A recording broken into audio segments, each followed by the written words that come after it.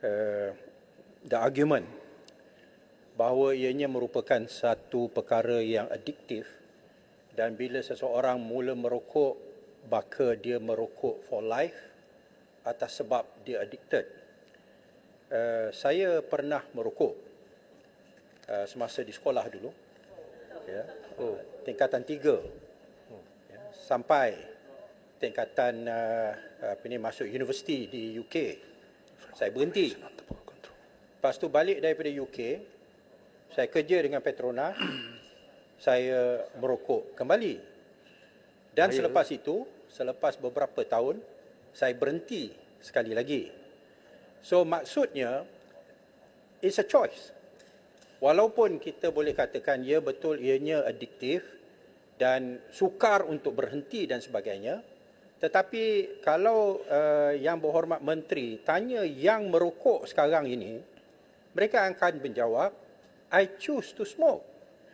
Bukan satu ketagihan yang seperti mana dengan dadah dan sebagainya. Namun demikian, saya setuju, ya, dengan tujuan dan cita-cita di sebalik rang undang-undang ini. Dan saya ucapkan terima kasihlah bahawa ianya akan dibawa kepada Jawatan Kuasa Pilihan Khas untuk dibahas lebih-lebih lagi dari sudut undang-undangnya dan sebagainya, ya. But we must not exaggerate from my perspective lah the extent of addiction, because many choose to carry on smoking. Ya, sama ada dia isap rokok biasa ke, dia isap curut sigar ke, dia isap pipe ke, dia pilih untuk nak merokok, ya. Saya boleh sokong dan setuju bahawa but you do not have the right to injure others. Betul. And itu di situlah yang adanya soal kawalan, di mana nak merokok dan sebagainya, yang jarak 3 meter dan sebagainya lah, ya. Itu semua. So bila kita nak bahas persoalan ini, I don't think we should over exaggerate, because people who smoke can stop when they choose to stop, and many have done so. I don't know whether you used to be a smoker, Yang Berhormat Rembau. You look like one, but minta tarik balik ya. Minta tarik balik ya, sangkaan jahat yang dibetul. Because I don't know what he means by you look like one. Nampak macam budak nakal jugalah. Minta tarik balik, sangkaan jahat.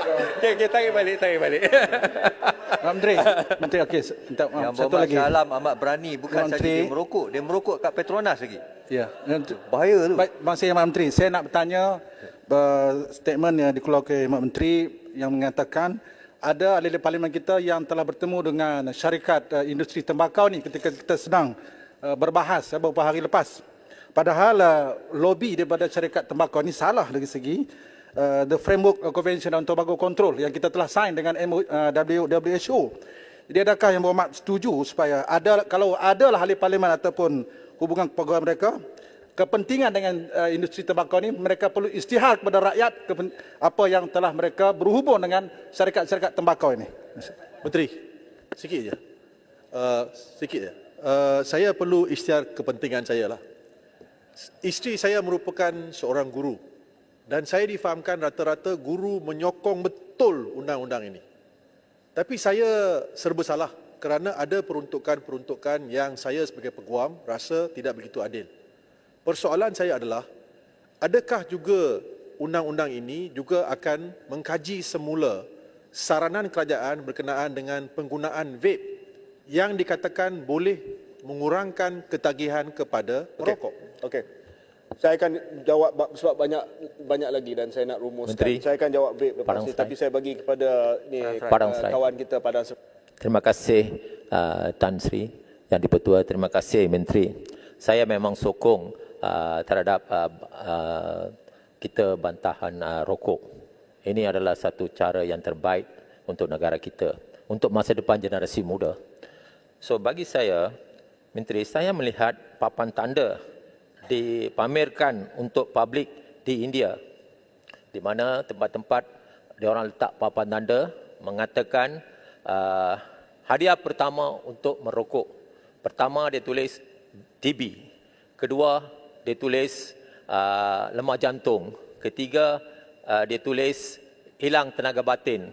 Dia macam-macam dia tulis, dia taruh pameran sana. Hadiah-hadiah untuk orang-orang yang rokok. You see? So, mengapa di negara kita I tidak tengok apa-apa tanda-tanda yang menunjukkan apakah kesan-kesan apabila kita merokok. Hanya dia taruh larang merokok, itu saja. Tapi di sana saya tengok pameran itu diletak. Mengapa kita tidak meletak di kawasan-kawasan sekolah? Yang Berhormat Terima kasih. Yang Berhormat Terima kasih Tan Sri. Yang Berhormat confirm bukan perokok. Kalau Yang Berhormat perokok, mesti dah tengok dalam kotak rokok tu. Macam-macam gambar kita letak kat situ. Cancer Menteri, lah, kalau Menteri kata jangan beli rokok. Okey. Macam mana saya nak tahu? Terima kasih Menteri. Okey, saya mendengar penggulungan dan hujahan oleh Yang Berhormat Menteri tadi tentang memudaratkan orang lain. Dalam Islam, ya kalau kita terima dakwaan sebagai yang menyatakan kita ada hak untuk memudaratkan diri sendiri, tapi tidak boleh memudaratkan orang lain. Dalam Islam, la darara wa la dirara. Tak ada mudarat dan tidak boleh memudaratkan orang lain. Jadi hujahan menteri sangat kuat, itu tidak boleh memudaratkan orang. Sesiapa yang ada hak asasi untuk merokok, tidak ada hak untuk memudaratkan orang lain. Itu hujah yang saya rasa sangat wajar untuk disokong untuk Yang Berhormat Menteri. Terima kasih. Speaker, I just have one cadangan untuk Menteri, because this involves a multi-billion industry. So for the Special Select Committee, when you meet later, I'm just suggesting that before you start your meeting, to have a disclosure of interest from all the committee members, whether or not they are benefiting in any way, whether it's from the tobacco or from an app that will be developed later on or whatever. Let there be an honest disclosure of interest. Thank you. Yang Berhormat Menteri, pendek saja. Tadi Yang Berhormat ada bandingkan, sekiranya kita tahu mudarat rokok ini 50 tahun yang lepas, mungkin ia juga diharamkan seperti dadah-dadah yang lain. Tetapi adakah maklumat yang menyatakan rokok ini lebih teruk daripada beberapa kategori dadah yang diharamkan oleh undang-undang negara sedia ada? Sebelum Yang Berhormat Menteri menjawab, saya ingin memberi peringatan bahawa kita tak sepatutnya mendahului perbahasan dalam jawatan kuasa ya. Ya, sebab itu yang Di-Pertua saya akan cuba ringkaskan sebab saya pun tak nak mendahului. Subang, Damansara, bukan Damansara. Segambut. Ya, Segambut. Ya, okey, setuju.